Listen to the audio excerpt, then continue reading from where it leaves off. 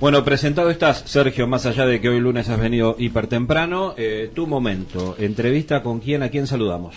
Bueno, vamos a tener una entrevista con Ramiro Aguilar, que ya comenté, es un investigador de CONICET, además es profesor de la Universidad Nacional de Córdoba, y es un ecólogo, y trabaja, digamos, en un tema que para mí es crucial, aunque no entiendo nada. Yo soy biólogo molecular, me dedico a un parásito, nada que ver, pero que siempre me generó preocupación. Y por ejemplo, creo que acá alguna vez en ese sentido tratamos de, yo con mi ignorancia pensé, dije, bueno, hagamos una reserva natural en Chascomús, que tendríamos que llenar la laguna de reservas naturales o digamos o lugares protegidos para mantener lo que es la biodiversidad, pero la verdad es que lo mío es tocar de oído. Pero hoy vamos a preguntarle a Ramiro Aguilar un poco sobre este tema. ¿Qué tal, Ramiro? ¿Cómo andás? Hola, buen día, ¿cómo andan? Hola, Ramiro, un gusto. Un gusto. Sí, Ramiro, yo quería, digamos, para que la gente sepa antes de abordar el tema que investigas vos, que además es bueno que cuenten lo que están haciendo, quería hacer una pregunta general sobre, digamos, qué es la biodiversidad y por qué es tan importante para el planeta y para el ser humano. Bueno, la biodiversidad es fundamental en la medida que ofrece servicios ambientales o ecosistémicos, que se llaman, lo hemos denominado, y son servicios básicos, muchas veces silenciosos, gratuitos, que nos permiten respirar oxígeno, tener agua en cuencas, en la montaña, fijar carbono, en fin, de servicios de polinización a cultivos de plantas que consumimos. Es decir, hay un grupo muy importante de servicios que son provistos exclusivamente cuando los ecosistemas tienen niveles saludables de biodiversidad. Entonces, digamos, es un término complejo la biodiversidad porque se manifiesta en por lo menos 4 niveles, es decir, a nivel de ecosistemas a través del planeta, ¿sí? Tenemos bosques tropicales, bosques secos, subtropicales, pastizales, humedales, todos esos aportarían lo que sería diversidad de ecosistemas a través del planeta que están íntimamente ligados a variables climáticas. Luego, dentro de cada uno de esos ecosistemas o zonas biogeográficas, tenemos riqueza de especies diferentes que conforman otro nivel de biodiversidad dentro de cada uno de los ecosistemas. Y después, por lo menos, el tercer nivel es dentro de cada población de las especies que están dentro de esos ecosistemas, tienen lo que se llama diversidad genética, es decir, es la capacidad que tienen esas poblaciones de especies, ahora sí, de mantener sus niveles de diversidad genética a lo largo del tiempo, lo cual les da el potencial evolutivo para adaptarse a condiciones cambiantes en tiempo y espacio. Entonces, esos serían 3 niveles que debemos considerar de mantener saludables desde los genes hasta los ecosistemas, en esos 3 niveles bien diferentes, para que, sobre todo, que nosotros, humanos, podamos subsistir, porque realmente ahí hay un montón de cosas que si no están con una salud suficiente y con un nivel mínimo de biodiversidad o diversidad, esos servicios no se proveen, y ahí, bueno, entramos en situaciones de erosión y básicamente de carencia de provisión de esos servicios, ¿no? Sí, claro, además, bueno, ya hemos visto lo que pasa en la naturaleza cuando el humano, digamos, actúa, genera, no sé, bueno, lo que pasó, por ejemplo, ahora en Valencia, que de pronto no hubo forma de contener toda esa inundación, no tiene que ver exactamente con el tema de la biodiversidad, pero sí tiene que ver con el impacto humano en el ambiente. Una cosa que también me parece que quizás es bueno escuchar tu opinión con respecto a algunos conceptos que tiene la gente de biodiversidad. Por ejemplo, hoy a la mañana leí una nota que estaba muy buena, ¿no? Que decía que es bueno plantar maíz con frijoles y con zapallo, porque cada una de las plantas hace no sé qué cosa en la tierra, que parece estar muy bueno, y a eso lo llamó biodiversidad. Yo digo, ¿eso es biodiversidad? Me imagino No, bueno, que eso no es biodiversidad. A ver, no necesariamente. Lo que sucede es que, digamos, depende de la escala que uno lo quiera definir, vamos a tener un concepto de biodiversidad. A nivel de los sistemas productivos, en Argentina desde los años 70 esta parte hemos tenido como un crecimiento casi exponencial de lo que es, la soja, ¿no? Claro. Siempre la soja transgénica que surge a mediados del año 70 y explota a principios de los años 90 con tecnología esta de la soja resistente a Roundup y demás. Esto lo que produjo fue una expansión de la frontera agricultura sin precedentes.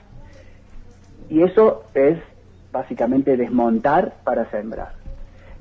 Los sistemas que se están ahora intentando volver son aquellos que se denominan agroecosistemas, en donde se trata de entender que que el bosque que está alrededor de estos cultivos tiene un papel fundamental, por ejemplo, en las cuestiones que yo estudio de reproducción de plantas, para la provisión de fauna de polinizadores que para muchos cultivos son muy importantes o que aumentan el rendimiento de los cultivos de manera significativa. Entonces, hay muchos estudios de colegas del INDIR que están analizando eso, digamos, cuál es la relación que tiene el cultivo en sí mismo en la presencia o ausencia de remanentes de bosque que puedan aportar servicio de polinización. Entonces, ahí uno puede medir esa, si se quiere, biodiversidad en torno a cuán heterogéneo es ese paisaje y con respecto a un monocultivo como vemos en la Pampa Gringa al sur de Córdoba, donde ya ni siquiera hay alambrados donde crezcan, digamos, plantas herbáceas y nada, es como un desierto verde. Sí, tremendo. Donde no hay mi de medir ningún tipo de diversidad que no sea el cultivo de soja. Entonces, sí. Mi ámbito de trabajo fundamentalmente ha estado ligado a entender cómo se reproducen las plantas en estos paisajes fragmentados. Fragmentados, ¿no? Sí. Que son la norma, son la regla más que la excepción. Entonces, es intentar entender cómo es la dinámica en el largo plazo de estas poblaciones que ahora están ahí en estos paisajes fragmentados, ¿no? Entonces hemos detectado que hay situaciones que no tienen retorno y que es necesario tomar carta en el asunto y planificar un plan de restauración y reconectividad de esos ecosistemas, porque de otro modo en el mediano y largo plazo van a ir perdiendo especies, van a ir como año a año perdiéndose especies a nivel local en estos ecosistemas. O sea, para entender un poco, bueno, en realidad yo estuve un poco leyendo uno de tus trabajos y vi que, bueno, entre, digamos, los sistemas fragmentados significa que debe haber un campo enorme entre un espacio natural y otro espacio natural, y que, digamos, que quedan reducidos a pequeñas áreas. Y que hay plantas que, digamos, que se pueden autofecundar y exitosamente, y esas tienen menos problemas, pero las que no se pueden autofecundar exitosamente, que necesitan un macho y una hembra, esas tienen más dificultades, y ahí es donde se empieza a ver el problema grave. Algo de eso. Sí, exacto. Digamos que cuando se desmonta, muchas veces se dejan remanentes de bosque porque o el suelo no tiene el perfil adecuado, hay piedras. Entonces, acá en este sector de Sierra Chica, digamos, todo lo que es el Chaco Serrano, donde nosotros estudiamos aquí en Córdoba, en el Pedemonte, hay un paisaje fragmentado desde los años 70 esta parte, y esos quedan como islas de bosque nativo inmersos en matrices de cultivos de soja, básicamente. Entonces, nosotros intentamos entender cómo es la dinámica de esas comunidades que quedan aisladas o semi-aisladas, porque lo que hay que entender, que las plantas son unos organismos, por cierto, déjenme decir esto, fascinantes y fundamentales para que todo el reino animal exista, ¿no? Claro. Es decir, producen oxígeno que todos respiramos y son la base de la cadena trófica de la vida en la Tierra, es decir, sin las plantas no habría nada, ¿no? Y al ser autótrofos son los únicos organismos que no requieren matar para sobrevivir, digamos. Básicamente con luz y agua y nutrientes del suelo ellas se desarrollan. Ahora esta independencia, digamos, de ser la base de la cadena trófica, no quiere decir que sean totalmente independientes. Ellas para poder moverse, porque cuando son adultas son organismos sésiles, y la única posibilidad que tienen de mover sus genes, ¿sí? La capacidad de movimiento que tienen son a través del polen, que es el gameto masculino, a través de la polinización, cuando tienen sexo las plantas, que el 90% de las plantas terrestres, que son angiospermas, las más exitosas, dependen en mayor o menor medida de vectores, de polinizadores animales. Esto es insectos que transportan el polen de una flor a otra, de un individuo a otro, y de esa manera las plantas tienen sexo, y esto es muy importante. El sexo en general es muy importante para todos los organismos vivos. ¿Para qué? Para mantener o aumentar la diversidad genética, y por esto que decía al principio, decimos, esa porción de la biodiversidad a nivel de las poblaciones. Es importante que mantengamos la diversidad genética dentro de las poblaciones, para que cuando hay cambios ambientales muy bruscos haya genotipos que puedan sobrevivir a esos cambios. Si tenemos baja diversidad genética, viene un disturbio muy grande y barre con todos. Entonces la diversidad genética es fundamental. Las plantas lo logran con la polinización a través del intercambio de genes vía polen. Y por otro lado, a través de la dispersión de semillas. Es decir, las semillas son podemos pensarla como naves espaciales que permiten que las plantas muevan su progenie. Es decir, ahí adentro de una semilla tenemos el embrión que ya ha sido fecundado, es decir, una futura planta que tiene un paquete de endosperma que le va a dar alimento durante un tiempo hasta que pueda empezar a hacer fotosíntesis. Entonces es una unidad de dispersión diploide que muchas veces también depende de vectores como las aves, que comen frutos y defecan y les permiten moverse en el espacio y colonizar nuevos lugares. Entonces, estas dos interacciones mutualistas, que son las interacciones plantas polinizadores y plantas dispersores, son las que nosotros estudiamos para entender cómo es esta dinámica en estos paisajes que ahora han modificado su estructura, han perdido conectividad, y intentamos entender qué pasa con esa reproducción en esos nuevos paisajes. Y nos encontramos que hay plantas que le va bien y otras que le va mal, y hemos logrado entender que hay rasgos de las plantas que nos permiten detectar mayor o menor susceptibilidad a el colapso demográfico. Entonces, esto es importante porque uno puede hacer un tipo de manejo a través de identificar qué características tengo en un parche, para saber si dentro de ese parche voy a tener mayormente extinciones de acá a 10 años, o voy a poder tener un balance de plantas que puedan seguir recibiendo lluvia de semillas y polinizando a través del paisaje fragmentado. Entonces, un poco son algunas de las cosas que hemos venido haciendo, inclusive a través de revisiones sistemáticas a nivel global. Digamos, estas son como tendencias que hemos encontrado a nivel planetario, son muy, muy importantes. Y yo imagino que esto justamente iba a ir esa parte. Bueno, ahora tenemos el conocimiento de qué es lo que está pasando, de cómo es la dinámica de la biodiversidad en cada uno de esos pequeñas islas que quedaron fragmentadas entre campos de cultivos. Me imagino que para poder, hacer tener algún impacto al mejorar eso, hay que hablar entre los productores, y también hay que hablar con los gobiernos locales. Eso, y eso, ¿existe o eso todavía está desconectado? Mira, esto es un esfuerzo que se hace de multidisciplinario, porque el Estado no toma la iniciativa. Entonces nosotros estudiamos estos procesos, los ponemos a disposición de los municipios, y lo que tenemos yo puedo dar el ejemplo de aquí de los ecosistemas que nosotros estudiamos acá en Sierras Chicas.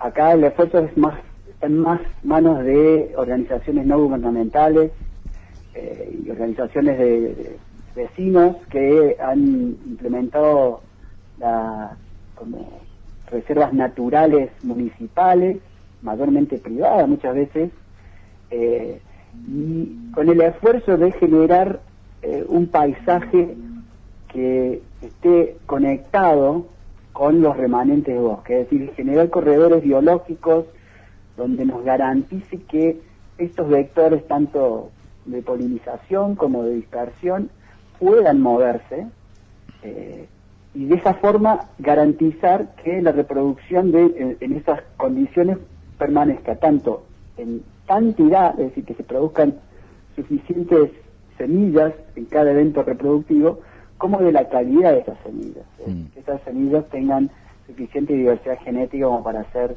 vigorosas y poder permanecer y reclutarse a través del tiempo. Entonces, aquí en Córdoba hay muchas reservas naturales que intentan tratar de conectar estas condiciones fragmentadas con lo que es el bosque más de montaña. Y en algunos casos estamos logrando buenas respuestas, porque acá lo que se conjuga también, que creo que es lo que la causa que permite que esto se organice y funcione, es la ausencia de agua. Acá tenemos un déficit hídrico, como un bosque tropical estacional seco. Acá hay déficit de agua, entonces la sociedad por fin está entendiendo que para preservar el agua hay que preservar el bosque en la cuenca alta, porque eso permite que el agua se infiltre lentamente y que los ríos tengan agua a través del año. Entonces, a través de esta conservación de las cuencas altas estamos metiendo también el resto de los mensajes. Acá no solamente es conservación de agua, sino fijación de carbono, aire limpio, formación de suelos, ciclado de nutrientes, política, turismo, en fin. Hay un montón de cosas que vienen acompañadas de estas iniciativas. ¿Y cómo viste digamos, todos estos incendios que hubo en Córdoba, que no sé, todavía, digamos, creo que ya se sabe que fue, digamos, generado por personas a propósito, entiendo yo, ¿no? Sí. ¿Cómo viste? Porque eso me imagino que o sea, vos estás haciendo un esfuerzo enorme por tratar de mejorar todo esto y de pronto te incendian medio Córdoba. Sí. Tenemos nosotros además con Lucas Carbone, que es un alumno mío que actualmente es investigador, tiene su línea de investigaciones evaluando efectos de fuego en reproducción y polinización. Sí, estamos estudiando estos sistemas también desde hace varios años. Con la ayuda de la CONAE podemos determinar cuáles son los puntos más calientes, es decir, sectores de todo el arco de sierras, de las que son las sierras chicas, que llamamos nosotros. Acá tenemos dos cordones, sierras chicas y las sierras grandes, que están más hacia el oeste. En sierras chicas tenemos posiblemente la mayor frecuencia de fuego de toda la provincia de Córdoba, y a través de imágenes satelitales podemos identificar cuáles son estos puntos calientes que te decía, regiones donde la frecuencia es muy alta. Estamos hablando de 3 o 4 incendios por década. Lo que hemos venido midiendo nosotros es básicamente que sí, el aumento en la frecuencia de fuego es exclusivamente resultado de la actividad del hombre. Son fuegos generados por la mano del hombre. La única el incendio natural solo ocurre cuando hay alguna ignición por un rayo, que en estos casos no se produce nunca, porque acá las lluvias empiezan en septiembre, octubre, y los incendios se concentran en agosto, julio, agosto, es decir, anticipan la lluvia, y precisamente se hace como para aumentar los productores de ganado en la sierra, en todas partes, queman para iniciar el verdeo antes. Entonces eso trae muchas consecuencias negativas, tanto para las plantas, obviamente, como para la calidad del suelo. Eso es lo que estamos midiendo. Digamos que un fuego es positivo para las plantas, para la reproducción de plantas, pero cuando aumenta la frecuencia se torna completamente negativo y erosiona, como te digo, tanto la reproducción, las poblaciones vegetales y la fauna de polinizadores. Entonces sí, es un problema también muy complejo. Acá, de vuelta, la resolución de estas cuestiones surgen cuando los intereses que están en el medio se ven afectados. En este caso, estos últimos incendios barrieron con mucha propiedad de casas. Sí, claro. Cuando se quema el bosque, porque solamente el bosque pasa más desapercibido, pero en este caso ha tenido mucha trascendencia porque, bueno, ha afectado a sería zonas periurbanas y bueno, en buena hora que el Estado tome carta en el asunto, pero es una situación muy compleja porque las penas pocas veces se encuentran a los culpables y entonces es muy difícil, la verdad es muy difícil manejar esto. Y a tu criterio, digamos, ¿cómo estamos? ¿Estamos perdiendo la batalla? ¿La estamos peleando bien?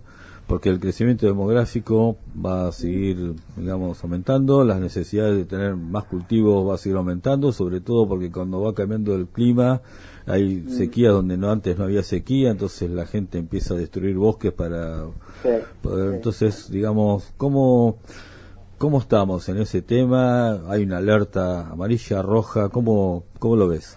Sí, yo lo veo muy complejo, Sergio, porque es decir, la ley de bosque que surge en 2007 tiene muchos problemas de aplicación. En ese intento fue declarar zonas verdes, amarillas y rojas, dependiendo de un montón de parámetros que fueron definidos por un montón de profesionales de distintas áreas. Y esas zonas actualmente se están poniendo en debate nuevamente por la presión de sería organizaciones productivas, acá en Córdoba en particular los que agrupan a los ruralistas, que argumentan que hay un montón de sectores que todavía son factibles de modificar, de cambiar el uso del suelo. En ese sentido no veo muchas perspectivas positivas, en tanto de que no se aplicó bien todavía una ley que fue votada en 2007 y actualmente la coyuntura que nos toca vivir con este gobierno no creo que eso se active. Entonces mi visión lamentablemente es pesimista, porque aquí los únicos actores que pueden, digamos, doblegar o batallar el curso de cómo van las cosas, es decir, de continuar el cambio de suelo, expandir la frontera, sobre todo aquí el tema más caliente está en la expansión de la frontera urbana por emprendimientos inmobiliarios. Se ha parado mucho ya la expansión de la frontera agrícola, pero no la urbana. En el norte de Córdoba es donde se pretende avanzar sobre la frontera agrícola, sobre todo para la expansión de ganado. Entonces no veo un cambio desde el Estado que intente ordenar mejor, hacer como una planificación de ordenamiento territorial con la mirada en la preservación de servicios ecosistémicos fundamentales para el hombre, que estamos, digamos, cada vez degradando más hasta llegar a un punto donde no va a haber retorno. Es decir, cuando yo te hablaba de estos parches de bosque, nosotros en el 2013, salió publicado en 2018, medimos una pérdida sin precedentes de especies vegetales en estos parches de bosque, y tuvo mucho impacto en la media. Intentamos llegar al gobierno provincial en ese momento, pero quedó en un dato anecdótico, cuando realmente era un dato alarmante, por donde se lo mire. Claro. Entonces, basado en esa experiencia, no tengo la mejor... No sos optimista, digamos. No soy el más optimista, lamentablemente, no. Bueno, Ramiro, nos vamos con esta falta de optimismo, pero también tengamos el optimismo de que hay un montón de gente que quiere eso y sin embargo está como dispersa y todavía no lo tienen tan claro. O sea, habrá que seguir charlando del tema. Lo que fue tan claro por ejemplo, con el tema de los agrotóxicos, que todo el mundo ahora lo tiene así, digamos, si pudiéramos generar algo parecido, pero para el tema de la biodiversidad, creo que podríamos aportar un granito de arena desde acá. Empezar así a cambiar un poco la situación. Bueno, Ramiro, algo que te haya quedado por decir que te parezca relevante para... creo que es muy importante que la sociedad entera le llegue este mensaje, digamos, de la importancia de la biodiversidad para el bienestar del ser humano. Es decir, es poner en contexto y visualizar que la pérdida de especies, digamos, no solo tiene una importancia per se, perder especies, sino también está ligada íntimamente al mantener servicios que proveen los ecosistemas a toda la sociedad. Exactamente. Son de vital importancia. Entonces, como son gratuitos, están ahí a la mano y son silenciosos, nadie se da cuenta de eso. Cuando la sociedad se empiece a enterar de esto, creo que va a haber ahí quizás un poco más de empuje, que va a venir de la sociedad hacia arriba. No creo que venga desde el estamento del gobierno, del Estado nacional, provincial hacia abajo. Simplemente porque se desconoce. Ramiro, te mandamos un abrazo, gracias por este rato y seguiremos gracias. aportando un granito de arena. Bueno, muchas gracias, Ramiro. Gracias por la comunicación.